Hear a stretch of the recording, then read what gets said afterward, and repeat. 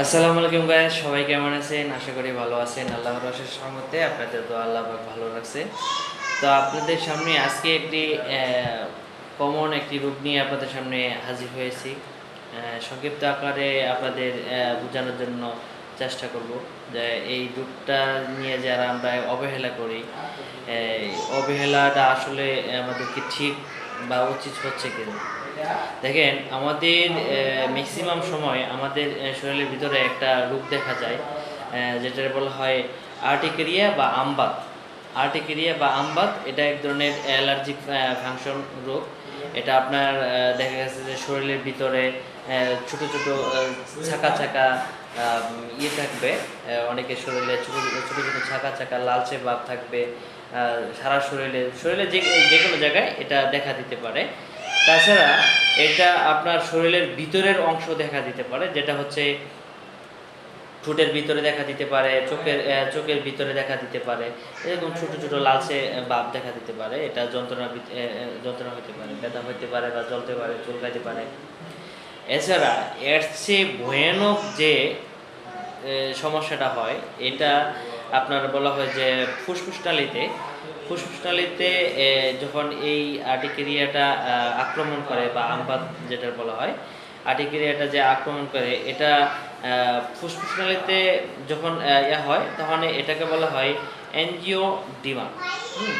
এনজিওডিমা এটা হচ্ছে আপনার ফুসফুসনালীর ভিতরে যখন এটা আক্রমণ করে বা এটা দেখা যায়, তখন দেখা গেছে যে অনেক ক্ষেত্রে এই এই এই আর্টিকেরিয়াটা যখন এই ফুসফুসনালীতে ভিতরে হয়, যে আমরা অবহেলা করি, এই রোগটা নিয়ে চিন্তা ভাবনা করি না, হচ্ছে যে চিকিৎসা নেই না।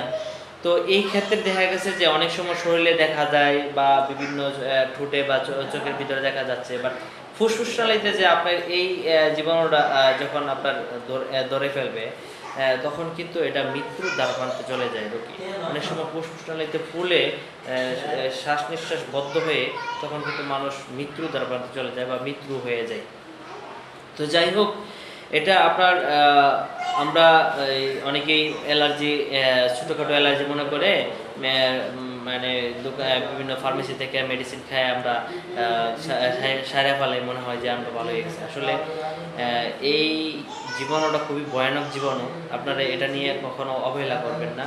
শরীরের ভিতরে যখনই দেখবেন যে এটা কিভাবে বুঝবেন, দেখবেন যে অনেকের শরীরে হাতে শরীরে ছোট ছোট দানার মতো বা একটু বড় বড় দানার মতো, হ্যাঁ, আর্টিকেরিয়াটা দেখা যায় লালচে বাপ হয়ে বা ফুলে ফুলে ফেলে যাবে, সারা শরীরে ফুলে যাবে।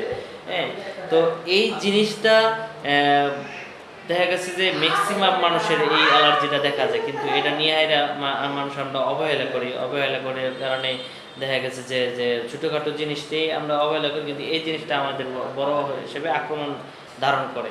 তো এটা যখন আপনার চিকিৎসা না নেবেন, আস্তে আস্তে যখন ডাক্তারের কাছে পরামর্শ নিয়ে চিকিৎসা না নেবেন, তখন দেখা গেছে যে এই জিনিসটাই আপনার ওই যে ফুসফুসনালীতে যখন আক্রমণ করবে, তখন কিন্তু আপনি খুব মারাত্মক লেভেলে চলে যেতে পারেন, মৃত্যুতার মধ্যে চলে যেতে পারেন। তাই আমি বলবো, এই আর্টিকেরিয়া বা আমবাত নিয়ে কখনো অবহেলা করবেন না।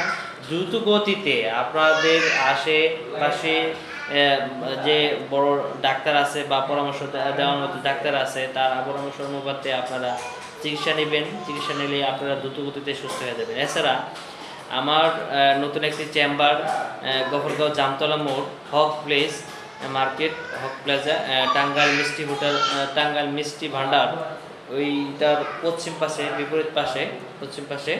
এছাড়া আরও সহজ হবে যে জামতলা মোড় শহীদ মিনারের পাশেই আমার যে হক প্লেস, এখানে সাইনবোর্ড দেওয়া আছে। এছাড়া কমেন্ট সেকশনে দেওয়া থাকবে আমার এই ঠিকানা সহকারে সাইনবোর্ড দেওয়া থাকবে। যদি আপনারা কোনো চিকিৎসা নিতে চান, এই সংক্রান্ত রোগে ভুগতেছেন, যদি আপনারা পরামর্শ বা নিতে চান বা চিকিৎসা নিতে চান, তাহলে আমার সাথে যোগাযোগ করতে পারেন। কমেন্ট সেকশনে আপনার নাম্বার দেওয়া থাকবে। তো শেষ কথা আমি বলে দিই, এটা বিভিন্ন আকারে ধারণ করতে পারে। তবে এই জন্য আপনাকে বিভিন্ন খাবার মেনটেন করতে হবে। যে বিভিন্ন খাবারগুলোর মাঝে মেন ফ্যাক্টরটা হচ্ছে দেখা গেছে যে এই রোগটা বেশিরভাগ ছোট ছোট সাপ যেটা মানে সে শরীরে 1 থেকে 6 মাস পর্যন্ত বা 6 বছর 6 সপ্তাহ পর্যন্ত এরকম দেখা যায়।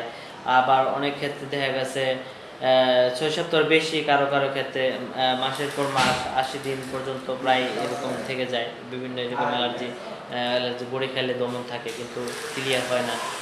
এছাড়া হচ্ছে যে এই সংক্রান্ত রোগটা কিন্তু বেশিরভাগ লাল মাংস থেকে হয়ে থাকে। যাদের এই মাংসগুলা খাইলে সমস্যা দেখা দেয়, এই অ্যালার্জির পরিমাণটা বেশি বেড়ে যায়, তাহলে আমি বলবো যে তারা একটু এটা মানে দমন রাখার চেষ্টা করবেন, মাংস খাওয়া থেকে দমন রাখার চেষ্টা করবেন। তাছাড়া আপনার বিভিন্ন খাদ্য থেকে হইতে পারে অ্যালার্জি জাতীয় খাদ্য, যার শরীরে ইমিউন সিস্টেম ভালো, তাদের যে খাদ্যগুলো আমার যে ইমিউন সিস্টেমে সুইট করতেছে না শরীরে, দেখা গেছে যে অ্যালার্জি জাতীয় অনেক খাদ্য আছে, যেরকম আপনার গরুর মাংস আছে, চিংড়ি আছে, ইলিশ মাছ আছে, বেগুন আছে, কুমড়া আছে, কচু আছে, এবং বিভিন্ন ওষুধও আছে যেসব ক্ষেত্রে আপনার আপনার অ্যালার্জির পরিমাণটা দেখা দিতে পারে। যেরকম হাইপার টেনশনের কিছু ওষুধ খেলে এই অ্যালার্জির পরিমাণটা বেশি বেড়ে যেতে পারে, বা এটা হইতে পারে আর কি। আর এই রোগটা বিশেষ ক্ষেত্রে আপনার দেখা গেছে যারা বিশেষ করে শরীরে ওজন বেশি, তাদের এই সমস্যা হতে পারে। এছাড়া যাদের রক্তে ইনফেকশন বেশি, এই আর্টিকেরিয়া অ্যালার্জিটা তাদের শরীরে বেশি হতে পারে। এছাড়া দেখা গেছে যে আপনার হচ্ছে যাদের শরীরে চর্বি মানে ফ্যাটি লিভার সংক্রান্ত সমস্যা আছে, বা অতিরিক্ত খারাপ চর্বি আছে, এই কারণে এই সমস্যা দেখা দিতে পারে।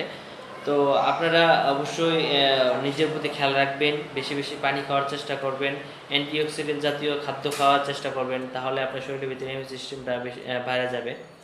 তো আপনারা কাছে অনুরোধ থাকবে, যদি আমার পরামর্শ যদি আপনাদের কাছে ভালো লাগে, বা তাহলে অবশ্যই অনুরোধ রাখবো যে ভিডিওটি শেয়ার করে দেবেন, যাতে অন্যরা শুনে সতর্ক হতে পারে। তো সর্বশেষ